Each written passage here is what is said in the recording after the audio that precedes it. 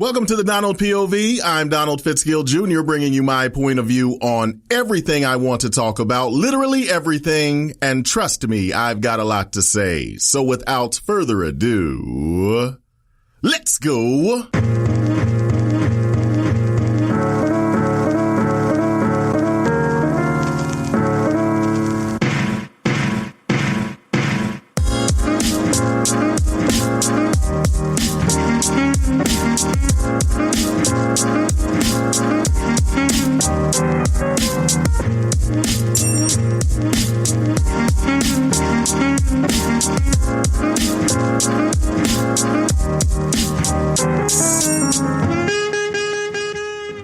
If you've ever spent any time around a poker room, you've noticed certain words that fly around all the time, like the word sick, which can be good or bad.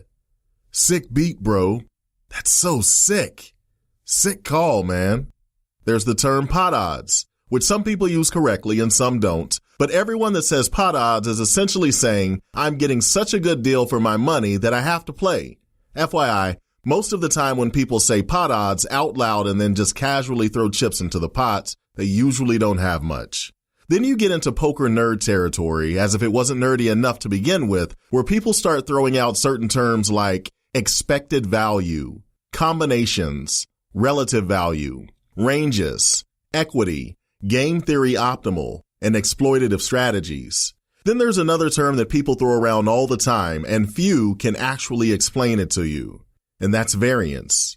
Usually someone throws out the term variance when they are on a downswing in poker, when technically the upswing would be considered variance as well. In terms of winning or losing in poker, variance would be the difference between what you expected to win over the long run and what you actually won or lost in the short term. Let's assume that over the past year you have averaged making $500 every time you play poker. Let's also assume that the next 3 times you play poker, you lose $700, win $300, and win $800. The degree to which each one of those amounts differ from the average is attributed to variance. Why is this important, and what's variance got to do with me? It's important because variance shows us how data is dispersed. Don't worry, I'm not going to go into the calculation, though it's probably a lot easier than you think it is. Let's say that you can't swim and you need to cross a river. There is a sign on the edge of the river that says, warning, this river has an average depth of 2 feet. And you think to yourself, I should be fine. I'm 6 feet tall. This should be no problem at all. You start walking along in the river and everything is going fine. Then all of a sudden, the bottom drops from under you and you drown in 11 feet of water. You see, the average depth of the river was 2 feet, but the river ranged in depth from 1 foot to 11 feet. Variance gives us this range. In fact, if I couldn't swim, it would be more important to know that the river ranges from 1 feet to 11 feet than to know the average depth is 2 feet. What else can we get from variance? We get standard deviation from variance. We get this by taking the square root of variance. The cool thing about standard deviation is that now you can start to determine the likelihood of certain things occurring. With standard deviation, the numbers in a normal distribution are 68%, 95%, and 99.7%. When we go out 1 standard deviation, we see that 68% of values fall in this category. When we go out 2 standard deviations, we see that 95% of values fall in this category. And when we go out 3 standard deviations, we see that 99.7% of all values fall into this category. In the river scenario, our variance was 9, so our standard deviation would be 3. That means that 68% of the river would be within 3 feet of the average depth of the river, or 0 feet to 5 feet. This means that 95% of the river would be within 6 feet of the average depth of the river, or 0 feet to 8 feet.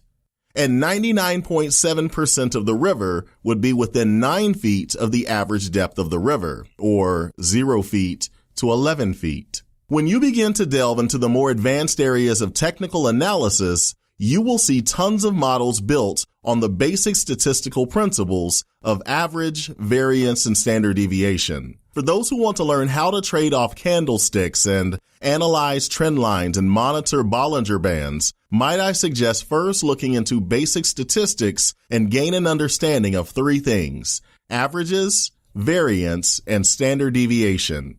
Having an understanding of these three things will make learning technical analysis considerably easier. And for those of you who play poker and like to throw out random, misplaced technical terms to try to show your poker knowledge, just don't.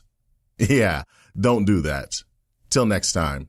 Well, folks, thanks for tuning in. If you liked what you heard, please subscribe to the show on iTunes. And please feel free to reach out to us online at thedonaldpov.com and on Facebook and Twitter at thedonaldpov. Also, folks, be on the lookout for the highly anticipated e-learning course, Financial Foundation, provided by the Donald POV. This is an interactive e-learning course designed to teach young men and women to become financially self-sufficient adults. Be sure to follow us on Facebook and listen to our podcast for the release date. Till next time, I'm Donald Fitzgill Jr., and this is the Donald POV.